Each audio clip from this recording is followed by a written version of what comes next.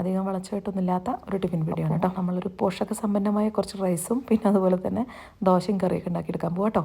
അപ്പോൾ ഒരു കുക്കറങ്ങ് വെച്ചോളൂ. അതിലേക്ക് കടുക് വറവിട്ട് നമ്മുടെ നല്ല ജീരകം ഇട്ട് കൊടുത്തിട്ടുണ്ട്, ഉലുവ ഇട്ട് കൊടുത്തിട്ടുണ്ട്, ഉള്ളി, പച്ചമുളക്, കറിവേപ്പില ഇവരെല്ലാവരും അങ്ങോട്ട് ചാടട്ടെ. അതൊന്ന് നന്നായിട്ടൊന്ന് ഉപ്പും ചേർത്ത് ഒന്ന് വഴറ്റിയെടുക്കുക കേട്ടോ. ഞാനിപ്പോൾ ഇതിന് ഈ ചക്ക നിങ്ങളെ കാണിച്ചത് എനിക്ക് തന്നെ അറിയില്ല കേട്ടോ. അപ്പം ഇനി അതിലേക്ക് കുറച്ച് കപ്പയും ചെറുപയറും കൂടെ ഇട്ട് കൊടുക്കുന്നുണ്ട്.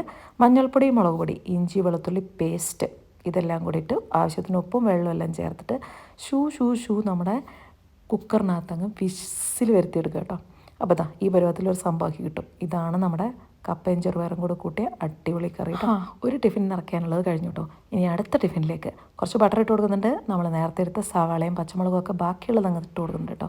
അതിനകത്തേക്ക് കുറച്ച് ചീര എന്തെങ്കിലും ഒരു ഐറ്റം, കുറച്ച് മഷ്റൂമും പിന്നെ കുറച്ച് കിഡ്നി ബീൻസും എല്ലാം കൂടി ഇട്ടിട്ടൊന്ന് വഴറ്റുന്നുണ്ട്. അപ്പോൾ നമ്മുടെ സവാളയിലേക്ക് മഞ്ഞൾപ്പൊടി, മുളക് പൊടി, ഗരം മസാല നമ്മൾ ആദ്യമേ ഇട്ട് കൊടുത്തിട്ടുണ്ട് കേട്ടോ. നന്നായിട്ടൊന്ന് വഴറ്റിയെടുക്കുക. തക്കാളി വേണമെങ്കിൽ ചേർക്കാം. പിന്നീട് നമുക്ക് കൈമ റൈസാണ് ഇട്ട് കൊടുത്തിരിക്കുന്നത്. അതെല്ലാം കൂടെ ചേർത്ത് നമുക്കൊന്ന് ദമ്മിട്ടെടുക്കാം കേട്ടോ.